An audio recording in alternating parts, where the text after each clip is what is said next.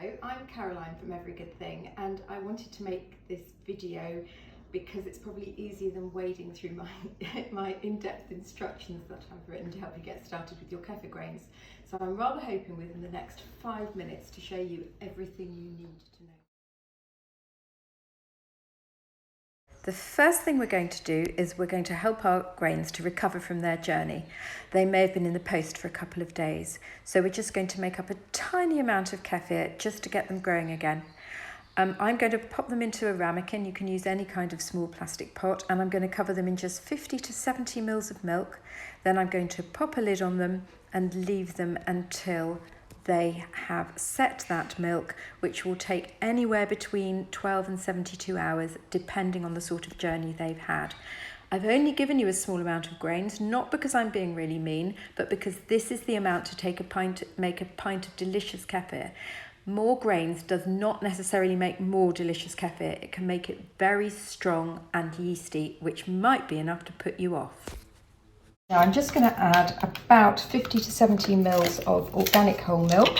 If you can't get organic milk, it will still work, but organic milk is generally considered to be better for you.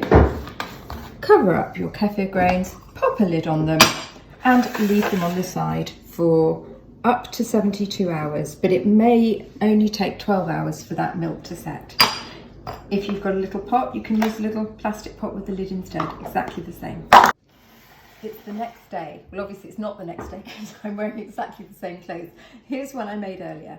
So this is what you're looking for. The milk has coagulated and gone really quite curdled, and in there my kefir grains will be sitting. So when your milk has set like this, it won't be completely hard set like a Greek yogurt, but when it's set like this, you know my kefir grains are working. I know that it's okay to scale up and make a proper amount of kefir. Now we're ready for the scaling up part. I wouldn't recommend missing out this part because if your grains are feeling a little fragile after their journey, it does take 3 days. You might end up with a pot of curdled milk. So it's always better to be patient and do this step first. I'm just going to strain out our grains from that little pot. This is technically speaking kefir. You can taste a bit. It might not taste that nice because if you've had to leave it for a few days, it might taste, it's not ideal. So I probably wouldn't taste that because I don't want you to get the wrong impression. So it's my little lump of kefir grains. I'm going to pop them in the bottom of my kilner jar. Thank you, cameraman. And then I am going to add a pint of organic whole milk. It will work with any milk. It will work with skimmed milk. It will work with whole milk. It will work with Jersey milk, semi-skimmed. It will even work with UHT milk.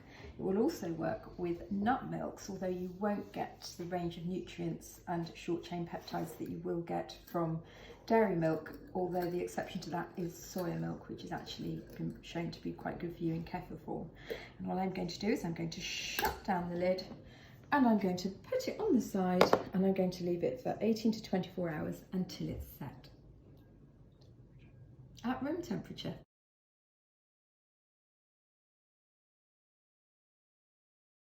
But Caroline, I hear you say, I haven't got a clip top jar. That's okay, there are many different ways we can grow kefir. They used to grow it in goatskin bags, so believe me, any kind of vessel you've got will work. I'm just going to use a regular jar here. So I'm just going to pop my kefir grains in there and then I'm going to fill that up with milk, like so. And then I'm going to pop the lid on. I'm not going to pop it on too tightly. This is a 2-part lid, but it really doesn't matter. You can just leave it sitting there like that. The reason you need to leave a little bit of room for expansion is because carbon dioxide is produced and it does need to escape. Now, without wanting to get too technical or sciencey about it, kefir contains both lactobacillus organisms and yeasts. And personally, I prefer to use a clip top jar because that way the yeasts don't grow quite as vigorously as they might do otherwise, and you end up with the less strong tasting kefir. Some people like a really strong tasting kefir, and that's okay as well. There's yet another way of setting up kefir. Put your grains into a jar. And then what I'm going to do is I'm not going to fill the jar quite as extensively as I did before, so there'll be a bit more oxygen in there. Then I'm just going to take a bit of kitchen roll, which is a much more breathable sort of lid, and fix it on with a rubber band. Hello, it's the next day now, and my kefir has set. It's also curdled a little bit, if you can see. When I tilt the jar, it's sort of all moving together. Now, it doesn't matter that it's curdled, it's absolutely fine. It's all going to mix together when I strain it. If I haven't got time to strain it straight away and it looks like it's set, I'm going to pop it in the fridge, because putting it in the fridge slows down that microbial activity and it will stop the flavour from changing and intensifying. Right, so what I'm going to do now is show you how to strain it. I'm very lucky, I've got a straining funnel. You can get them from Amazon, shredded Amazon, or it's quite hard to find them at little online retailers actually. You can get a metal one. People can be hysterical about using metal with kefir. For short-term contact, it's absolutely fine. It's not going to make any difference at all. But I quite like my OXO one. So I shall pop that over a bottle and then tip my kefir out of my jar straight into my storage bottle. Now I can just shake it around a little bit to help it. If you've used very thick milk, you might find that you need to give it a bit of a stir. Absolutely fine, those grains are very robust and you're not going to damage them in any way by doing this. As I say, if you haven't got a straining funnel, you can just use a sieve and a bowl. Absolutely no problem whatsoever. But if you're going to do it every day, it's one of those things, it's just a way of making it easier for yourself. There we go. And there are my grains again, sitting there in the colander. And this is my strained kefir. Now, my strained kefir is going to go in the fridge. First of all, I'm just going to quickly rinse out my kefir jar.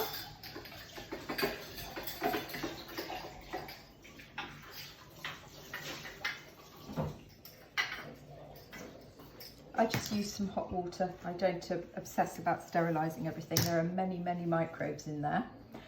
And then I can just pop my grains straight back in, fill it up with milk again, put it on the side, and we're ready to go.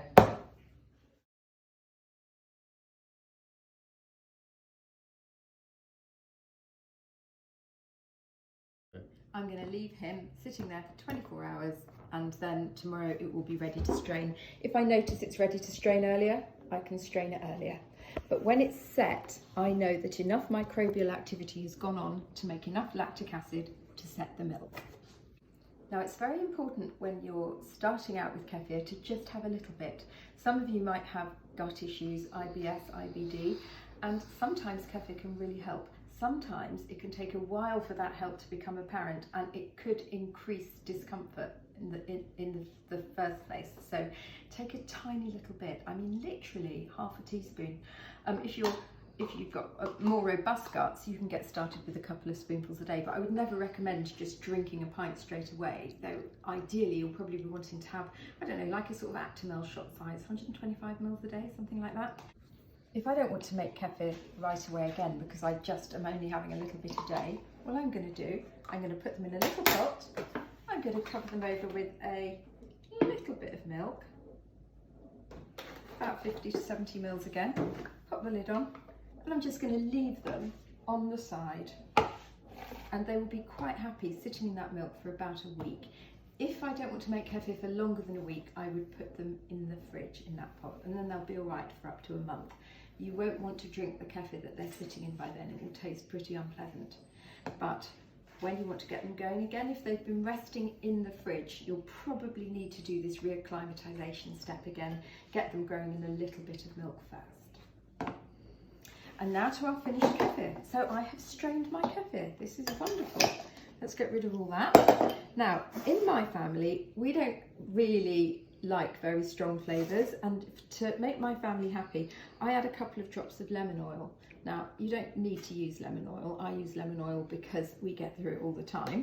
But what you can also do is you can just get a little bit of lemon peel, pop that in the bottle, pop the lid on, pop it in the fridge.